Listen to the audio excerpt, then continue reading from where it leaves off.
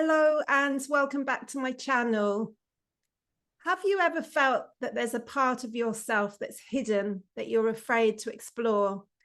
Well, today I'm going to be chatting about shadow work with my wonderful guest, Neil Gaur, who is founder of Portal to Ascension, which is an event, a media company that's really exploring and bringing awareness to paradigm shifting topics.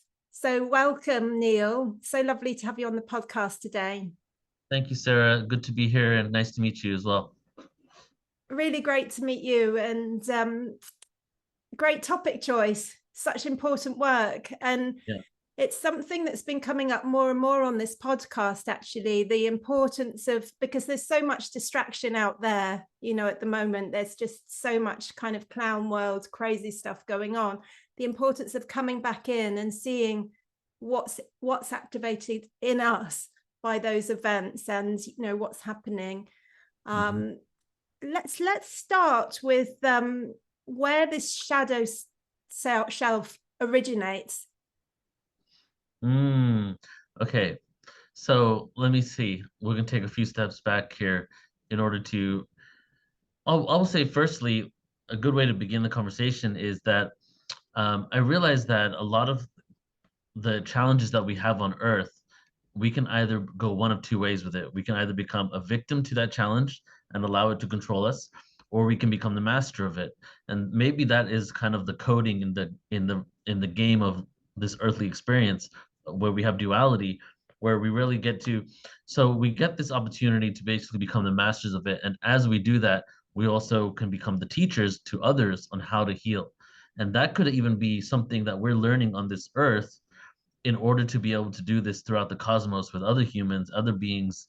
And I feel on some level we're transcending duality, not entirely because duality will still exist in other dimensions, but the darkness and the light and the battle between the two sides, rather than seeing it as a sacred dance, which is what it really is kind of like a situation of our reality, giving us the opportunity that when we actually transcend or when we actually integrate with the darkness and realize what it is, we're able to go out and really spread this awareness too. So not only can we do it for ourselves individually, right? Like for example, if you are ex-alcoholic or a drug, you're addicted to drugs, do you want to go to a counselor who went and got a degree in therapy or counseling, or are most of the counselors ex-drug addicts and ex-alcoholics themselves that learned how to get over that and heal from it, right? So that's what I feel is what we're doing individually, and ultimately that's going to come to a bigger moment of what we're doing collectively on earth, right? So now the question is that I think you asked was like, where does it all come from, right? Why does it Yeah, start? yeah. And so that gets very esoteric. Okay, so Sorry, I don't start light. so like this is how I see it, right? All right, so basically if we all came from a singularity, right, we all came from source, and say that source wanted to experience itself infinitely, right? Like some people say, what is the meaning of life? Many people have an answer that the meaning of life is just to experience. And within that, we're not saying experiencing good, we're not saying experiencing bad, we're saying experience. Yes, So could it be that source, God, whatever it is out there or in everywhere, wanted to experience itself infinitely? And when it did experience itself infinitely, did it, when it split from the singularity into duality, because singularity is the oneness, duality is the duality of our expression, and then that duality eventually became the polar opposites of good, evil, dark, light, did source judge one part of itself more than the other? Did source love one part of itself more than the other? If source, which, some people say light, everything is light, but if you really look at the ancient text, source seems to have been a frequency, a vibration. Light was a product of the frequency. Light came after in every ancient text, including Genesis 1:1. Uh, Light came after the frequency. The sound existed first, right? So, so to say God is light, maybe is only seeing one manifestation of light, of source, which was the light, the positivity, the good, the harmony. But the other side is the darkness. And reason why I say this, or the shadow, the reason why I say this is because I feel that source, God, whatever, did not did not love the light part of itself more than the darkness, and really admitted and owned the fact that without the darkness, the light would not be able to experience itself infinitely. Because the light was the closest thing to what God is, harmony, pure harmony. But if the original intent is to experience myself infinitely, why would I want to continue experiencing harmony? We need to have a little bit of chaos in there, a little randomness, a little bit of free will, right? So I believe that was the original intent. And then as more beings got created, in different dimensions, and those beings became creator beings themselves, and they created lower dimensions, lower dimensions, lower dimensions, incarnated more life into it. We became so fragmented from the original source Yeah. that the process of forgetfulness and amnesia took for so much that eventually we got to a point where we got so afraid of the darkness, so scared of the darkness, because we did not see that it is an actual reflection of ourselves. And we did not see that the darkness, in many ways, when you get third dimensionally, is just a wounded child scared to the point that it's been so detached from love and connection that it grew up to become this monster, and we're not really seeing what truly it is, deep below it all. So it's ultimately, such a deep path to self-discovery. That was the initial intention, of that wholeness, as you're putting it. So by exploring it individually, we can kind of start to reclaim those lost parts of ourselves, or lost parts of God or consciousness, however you want to explore that. But also, on a collective level, all those kind of pieces, in a way, that are just that need healing, or need some kind of recognition. And that, to me, feels very much like what we're going through collectively at this time. I know one of our intentions was to talk about the Lionsgate, because we're approaching that coming up, in a couple of days. And, this is such an important time to really be able to manifest and look at, what's going on. So how do you feel that all fits in, Neil? Yeah. So what's happening right now is that, like a phrase that has been around for a long time, but is more and more relevant in my life now, is feeling is healing. Okay. Yes. And what we do many times when we ignore the atrocities, ignore the darkness, ignore our pain, ignore the pain that's been created in the world, and focus on only like things that make us kind of ignore that in order for us to create a full sense of being, right, without integrating that part. What happens is that the authenticity of us being able to drop into deeper isn't fully there, that there's a part of ourselves that we're avoiding. Now, like, I like to bring this into quantum physics, because we're realizing now that everything is vibration, everything is frequency. And through mathematics, through Dan Winter's work, Nassim Harameyn's work, and regular quantum mechanics work, we're starting to realize that it quite literally looks like everything is a reflection of what's within us. So I feel there is something in the subatomic particles within us that incorporates both the dual aspects, and it's reflecting outside of us, and it's a part of ourselves that we're not willing to see. And many times we numb ourselves out to the pain, and great examples are just regular third dimensional psychology and traumas of children, of checking out, dissociation, when things happen to us, because they become so much for our body to even accept and integrate, right? And we don't even have the choice of what that happens to us as a child. It's crazy. Like, even for example, say that you're in a kind of silly but also serious example here. Say that you're a child in a grocery store at age 5 or 6, and you see something shiny, and you go over to it, and you look behind you, your mom's no longer there, right? And you freak out, and you made the choice to go there. Your mom was just looking at something in the store, or maybe picking up some fruit or something, and all of a sudden, in that moment, based on research and therapy sessions and books now, that could create such, depending on the person, everybody's different, could create such a traumatic imprint of being abandoned by your parent, even though you ran off to something and the parent was there and never even abandoned you, right? That abandonment issue could lead to so many other issues later in life, where you feel that no one's going to be there for you, someone's going to leave, and you have such unhealthy attachments to people that it ends up becoming something that forms an identity around you, where you push people away, you have arrogance about you, you become a mean person, right? And then you create darkness from it. But if you get to the root of it all, it was an innocent child that kind of had this experience happen to them. And I feel that's what is kind of happening, um, I guess, collectively. But I feel that what is the opportunity is to see that this is truly a part of us, and the only way that we're going to, actually what I was going to say is that, so what can happen from that is we, like, to speaking from experience, we can numb ourselves out to specific feelings because we're not willing to feel the pain of what it felt like to be abandoned, okay, Yeah. or the pain of what it felt like to be whatever. And so if we are able to sit with those pains and that those feelings, rather than utilize this world full of distractions that are literally there designed to keep us from feeling those emotions, that is the portal to our ascension. It's an interesting one because you're talking about healing is feeling, but in a way it's this is quite a fine path to tread, because a big piece of this is the regulation of the nervous system and heart coherence, and walking that. We don't want to be feeling so much by, you know, perhaps looking at everything that's going on in the world and going into the doom and gloom, that we're actually sort of creating dysregulation in ourselves. So it's a balance, isn't it? It's more feeling that those internal, you know, what's rising in us, rather than like looking to feel everything that's happening in the whole world or Right. something like that.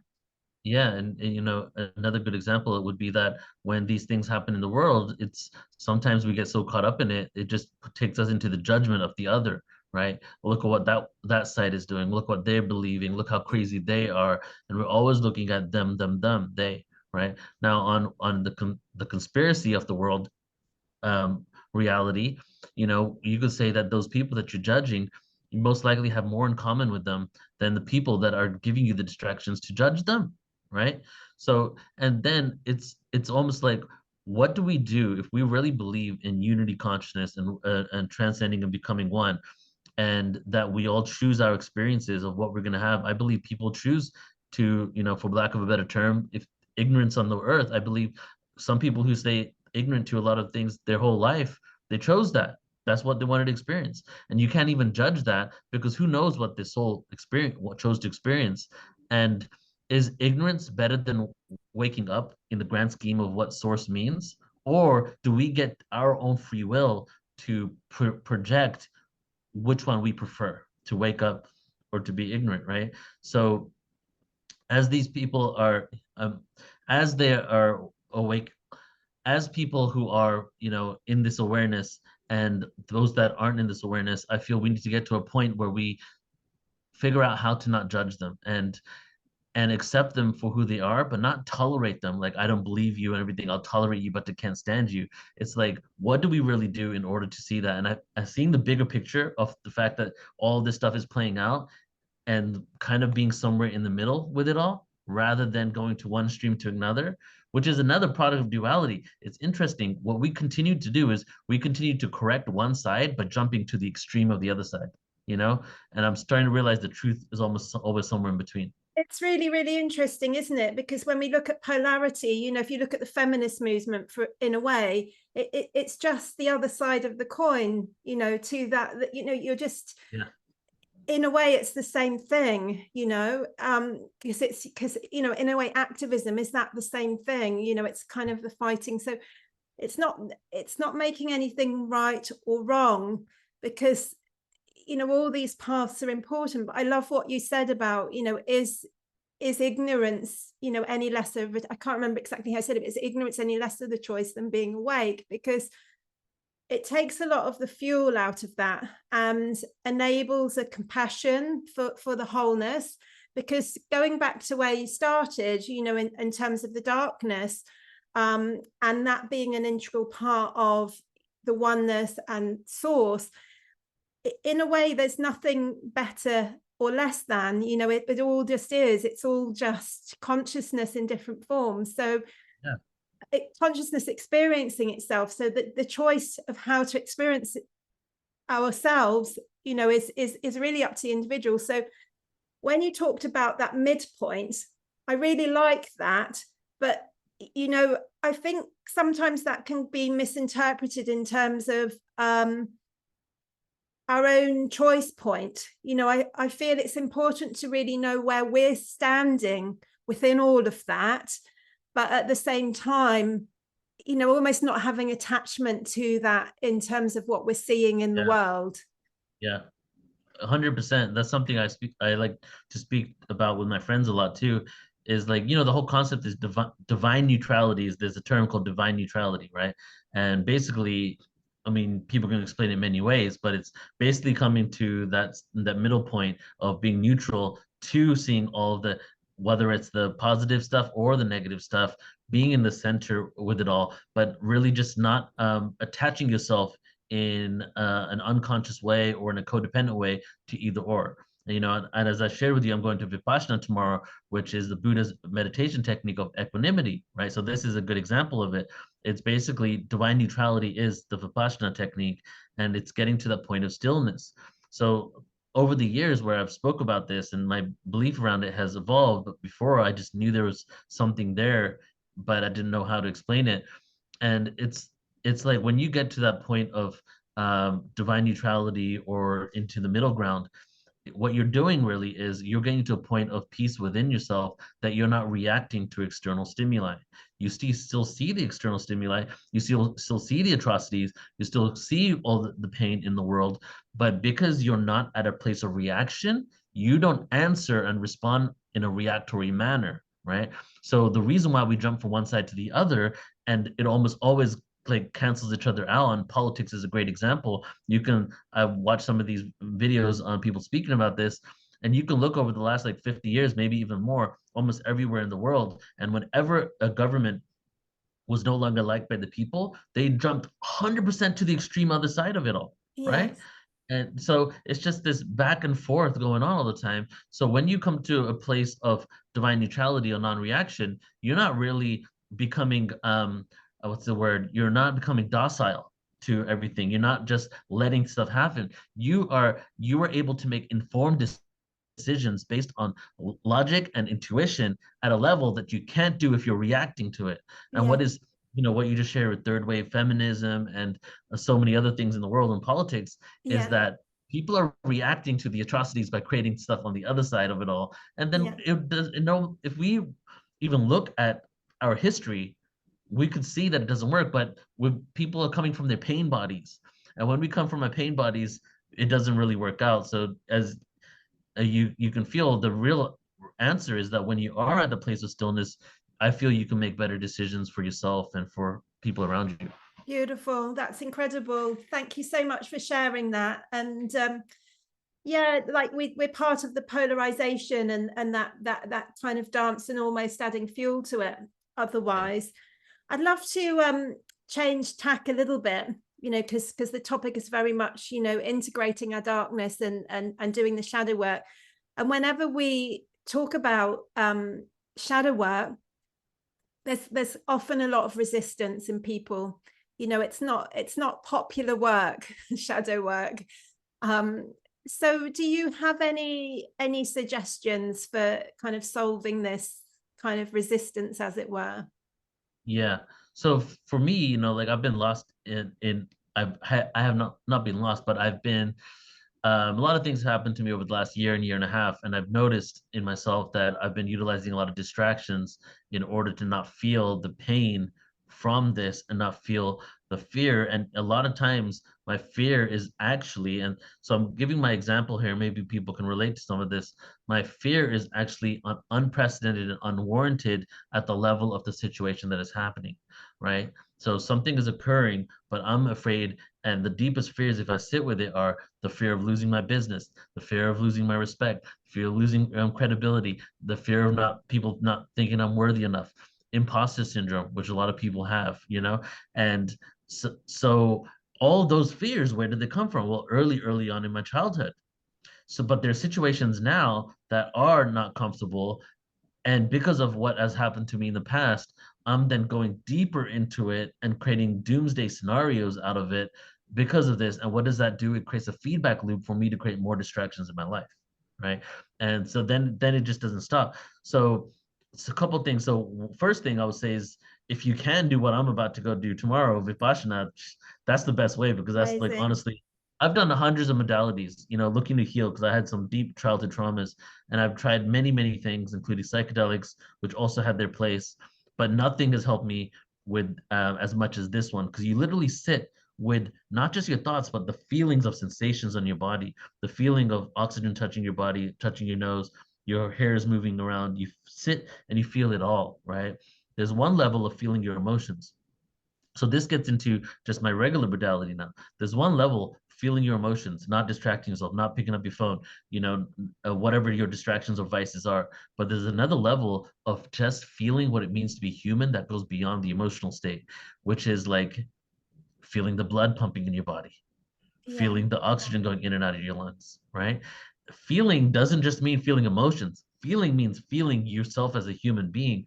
And just by doing that, it creates more of a connection to yourself. So that's a great way to start with the shadow work. And if you want to go deeper, I would say, like, honestly, so yesterday, actually, I was sitting having coffee with my friend, and we were speaking about much of this, what we're speaking right now, darkness, the singularity thing, all that.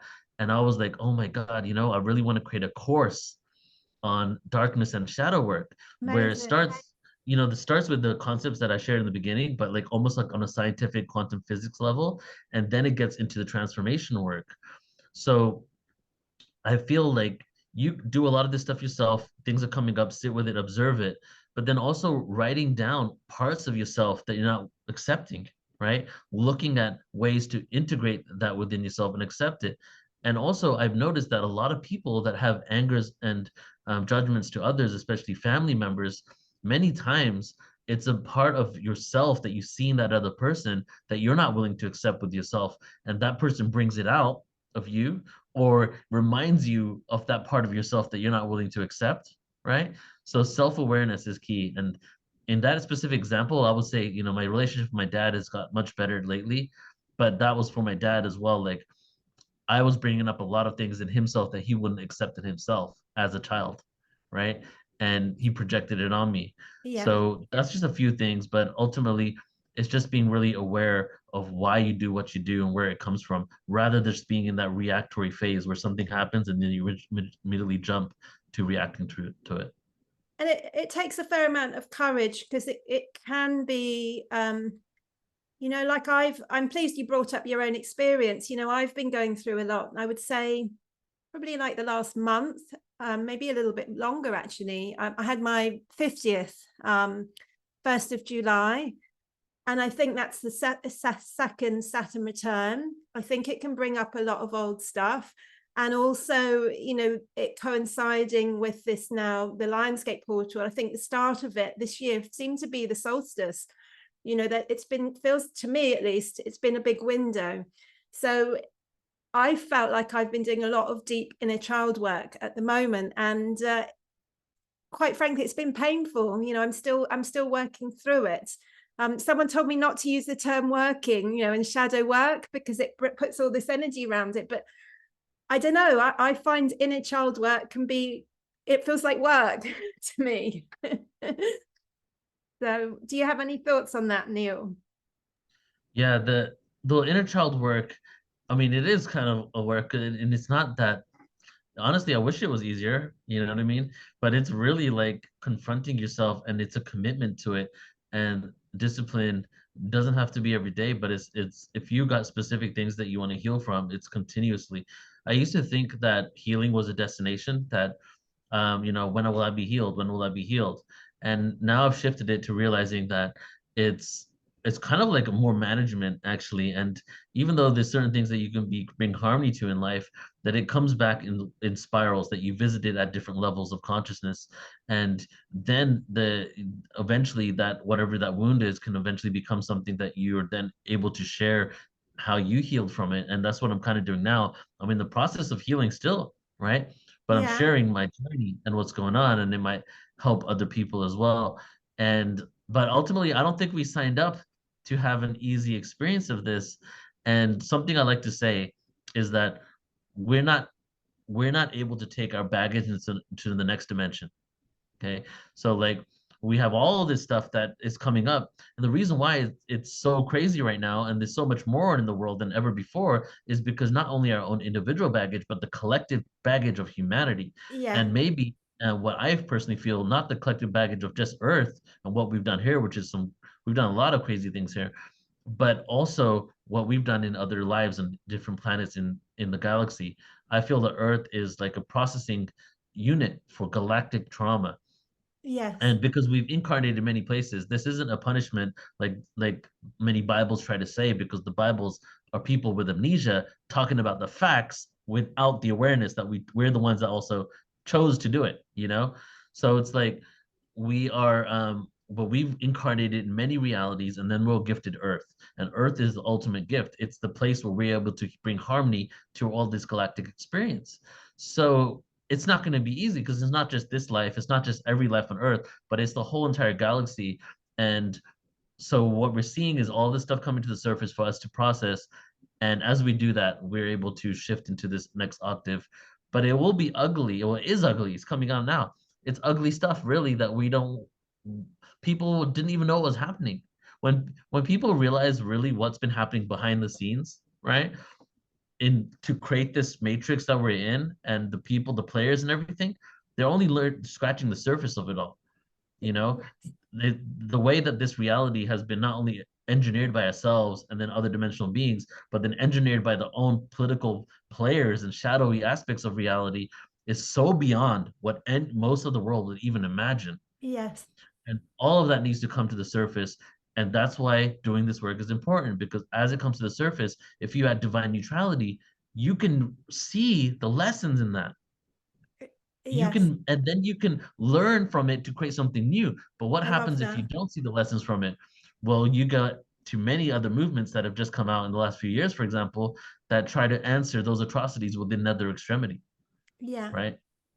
I love that you brought up healing's not a destination, because I feel that, because all this stuff is coming to the surface with such intensity, certainly when I was in my own process deep in it a few weeks ago, I had a moment of almost like feeling, what's the point? I've been doing like decades of this and it's just still coming thick. Is it even working? Have I even cleared anything? I had that kind of moment. But, of course we have done this work, but, it's kind of not just our work, it's on a collective level that we're clearing this now, and we're all doing our piece of that, particularly light workers. So it's that not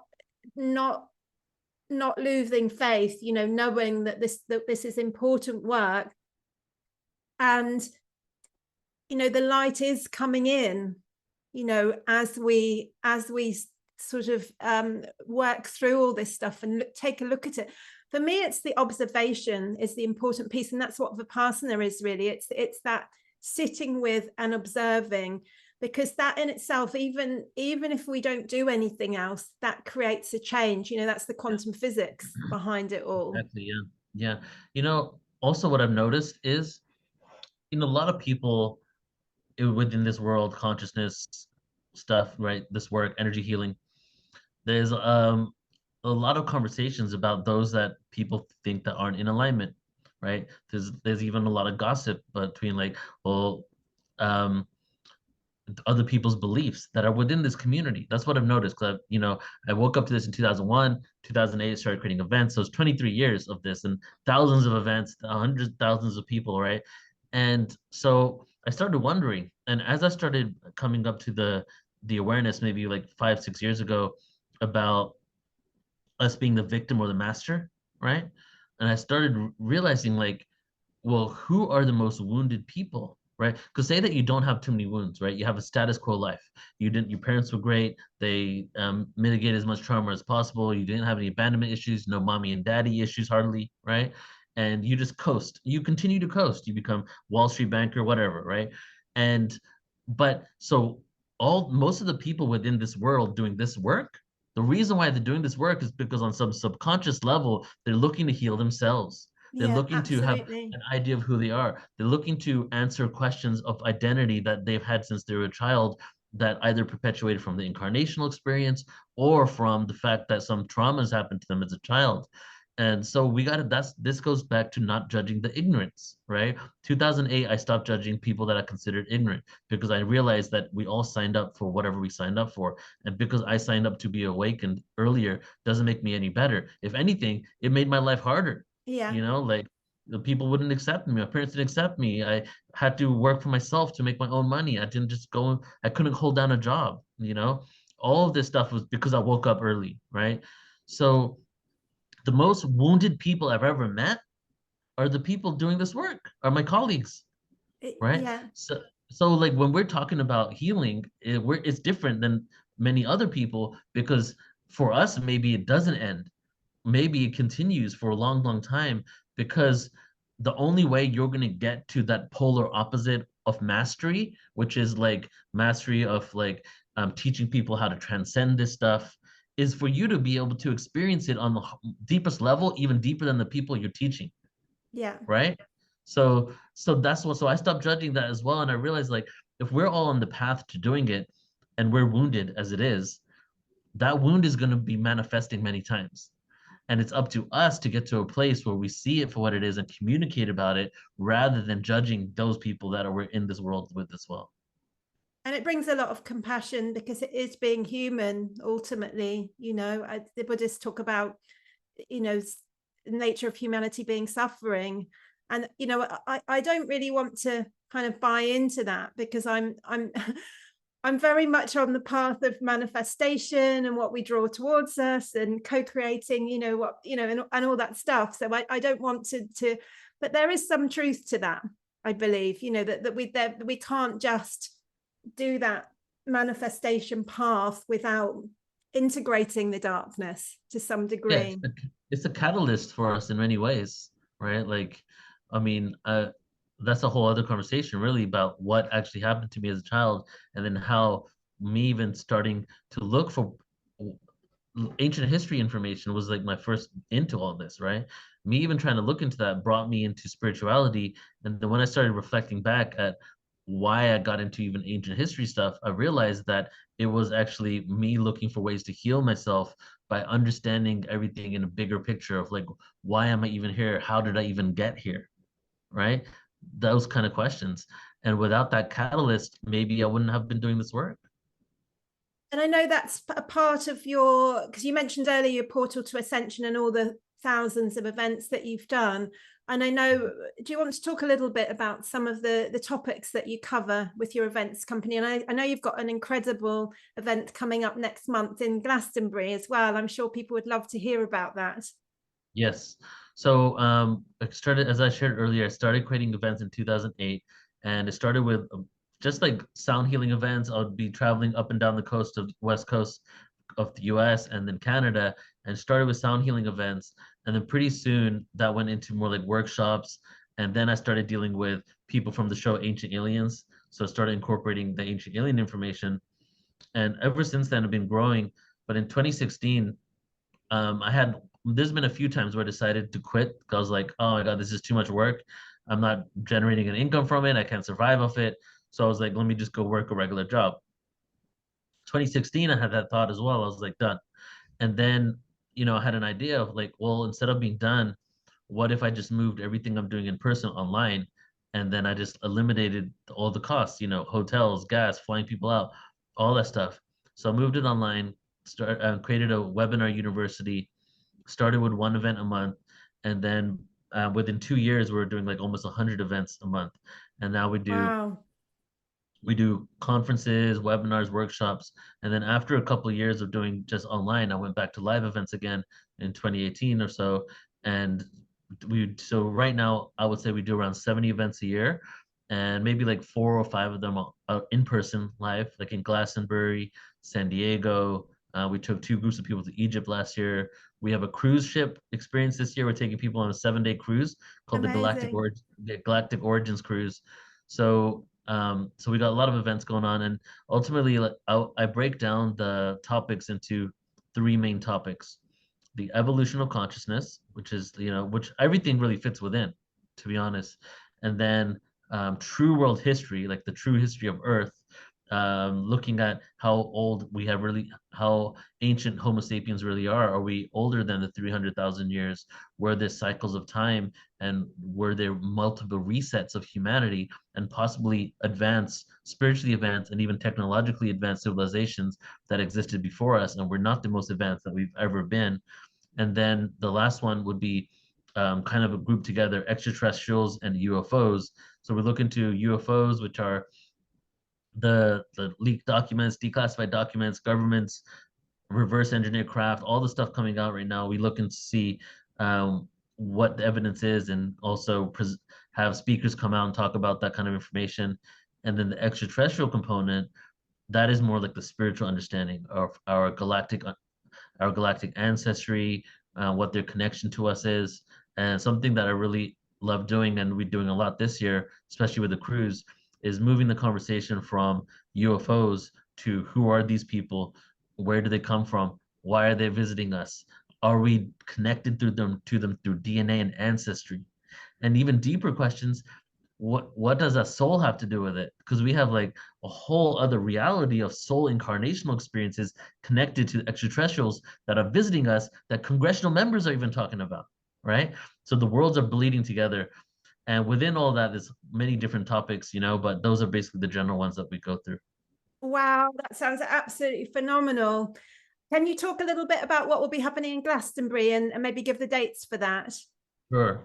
So we have the second annual conference in Glastonbury. We did the first one last year, ascensionglastonbury.com. It's September 26th to 28th.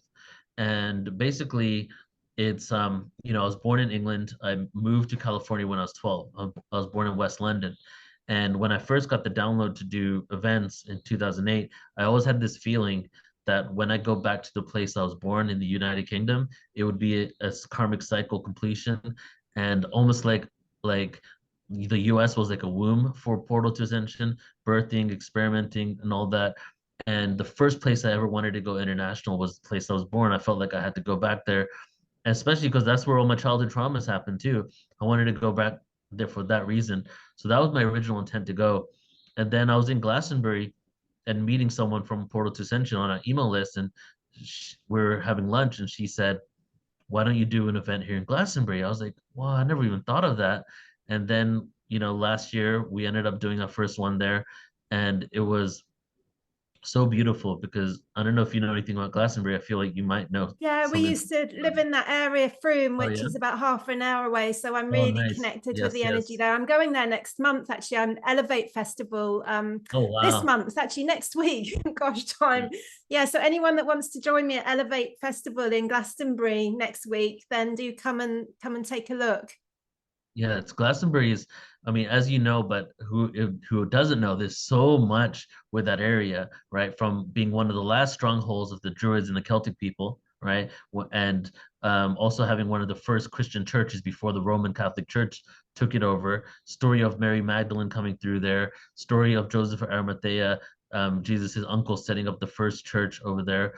King Arthur's story, and then also Glastonbury being the Isle of Avalon, where King Arthur supposedly went to when he died, and also a lot of the stories of the elementals, like even the terms dwarf, fairy, fae, all that stuff comes Yeah. from that area, right? So the amount of ancient history there that goes into the occult and deeply esoteric pre-Christian pagan stuff, and the fact that they still maintain that kind of aura to it, that the pagan reality is quite still in existence over there. It's truly a metaphysical center of, I would say, all of Europe, right? So when I did the event there, we have like, obviously all the topics we speak about are always going to be there, but we go deep into, like, we have Druidic history there. Talk about the Mary Magdalene and the energy. So it's a hybrid of like all this other content, like anomalies on Mars, 70 years of UFOs not being disclosed, right? Breathwork workshops, hybridized with ancient Celtic awareness, music, and things like that. And you have some phenomenal presenters as well. So really exciting. Is there anything else that you'd like to share, Neil? Just if anybody wants to tune into anything else that we're doing, because we do, so many events, and the Galactic Origins Cruise is the biggest production that we've ever done. That's galacticorigins.cruise.com. and just take a look at that there. We have the description of why we're doing it, what it means, and all the speakers and everything, what we're going to go and do together, including visiting 3 different ancient Mayan sites together on the cruise. You can check it out at galacticorigins.cruise.com. And then for just access to everything we're doing, portal2ascension.org. If you sign up, you get hundreds of hours of free presentations because we have, over 10,000 hours of content from all the stuff that we've created. So you can tune in there.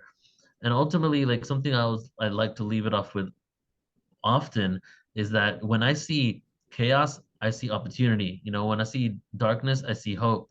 And we might see a lot more chaos and division in the world, but that was all there for quite some time if you look back at our history, but just deeply suppressed. And we're at a point of putting out information on a level that we never had before with the internet and how accessible all this stuff is, that a lot of these things that were there are now just coming out to the surface. And it's really an opportunity for us to heal it and to observe it and to realize and to take the blinders off our eyes for a bit, and then come to a place where we start integrating and accepting people that we inherently disagree with, and I keep like alluding to this, but ultimately when it comes down to politics, I would say that's the biggest thing right now. You know what I mean? It's Just a like hard one, isn't it? Not to be divide and polarized. conquer. Yeah, more than ever, divide and Yeah, conquer was literally written in the doctrine of these people, right? Whoever yeah, they are, obviously they're a shadowy part of ourselves as well, and they're playing their role perfectly. But they have text, they have documents, and they talk about how to divide and conquer, and you can see it in ancient scriptures. And we that's the one thing, I don't really tell people what to do with their lives, but I would say that when it comes to divide and conquer, find ways to unite rather than more yeah, reasons to be yeah, divided. Yeah. absolutely, absolutely. And just that compassion again, isn't it? We're all navigating this in our own ways Yeah, with exactly. the information that we have available to us. We all have Yeah. different levels of information available to us.